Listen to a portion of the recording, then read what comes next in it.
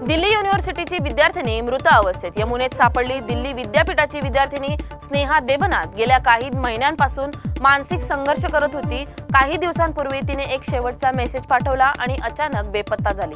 अखेर तिचा मृतदेह यमुना नदीत आढळून आला। तिच्या मित्र परिवाराने सांगितले की ती खूप काळापासून तणावात होती। या घटनेने पुन्हा एकदा विद्यार्थ्यांच्या मानसिक आरोग्याबाबत गंभीर प्रश्न उपस्थित केले आहेत। प्रशासनाकडून तपास सुरू असून पोलीस तपास करत आहेत।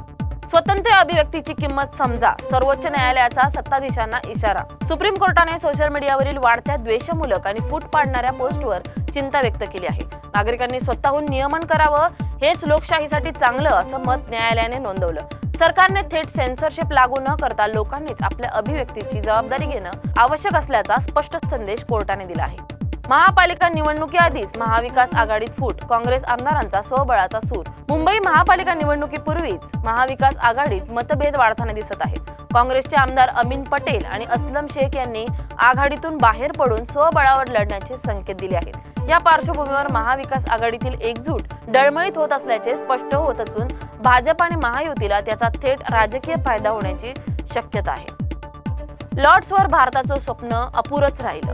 इंग्लंडचा 22 धावांनी विजय, मालिकेत 2-1 ने आघाडी। लंडन मधील लॉर्ड्स कसोटी सामन्यात भारताचा जोरदार 193 धावांचा पाठलाग। इंग्लंडच्या दुधारी गोलंदाजांनी चिरस्पर्श केला।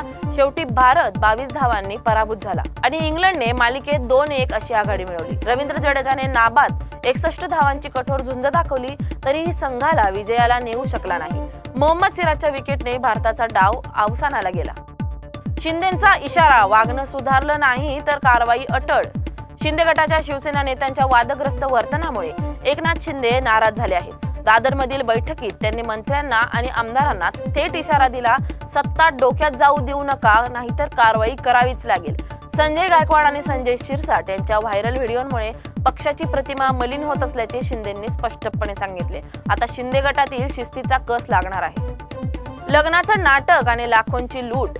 परभणी जिल्ह्यातील एक धक्कादायक प्रकार समोर आला आहे, जिथे नवविवाहित पत्नीने लग्नानंतर अवघ्या काही दिवसांतच पतीला फसवून लाखो रुपये आणि मोबाईल घेऊन पलायन केलं। सत्यनारायण पूजेच्या बहाण्याने ती घराबाहेर पडली आणि परतच आली नाही। पतीने पोलिसात तक्रार दाखल केली असून प्राथमिक तपासात हा फसवणुकीचा पूर्वनियोजित कट असल्याचा संशय व्यक्त केला जात आहे। जयंत पाटील म्हणाले, मी नाही जाणार भाजपमध्ये। राजीनाम्याच्या अफवा साफ खोट्या। राजकीय वर्तुळात खळबळ उडवलेल्या अफवांना राष्ट्रवादी काँग्रेस शरद पवार गटाचे प्रदेशाध्यक्ष जयंत पाटील यांनी ठाम शब्दात फाटा दिला आहे। एका व्हिडिओद्वारे जयंत पाटील यांनी स्पष्ट केलं की मी ना राजीनामा दिला आहे ना भाजपमध्ये जाणार आहे। ते म्हणाले की पक्षात राहूनच लढण्याचा आणि जनतेच्या प्रश्नांवर बोलण्याचा आपला निर्धार कायम आहे। गेवराईत तहसीलदारांचा थरार, 2 किलोमीटर पाठलाग, वाळू तस्कर गजाआड। गेवराई तालुक्यात तहसीलदार पथकाने वाळू तस्करांविरोधात थरारक कारवाई केली आहे। चक्क 2 किलोमीटर पांदण रस्त्यावरून ट्रॅक्टरचा पाठलाग करत चालकासह वाहन जप्त केलं। एकूण 32 वाहने आणि वाळू काढण्याचं साहित्य जप्त करण्यात आलं। कारवाई दरम्यान तस्करांनी पथकावर हल्ला केला, मात्र प्रशासनाने गुन्हे दाखल करत आक्रमक पवित्रा घेतला आहे।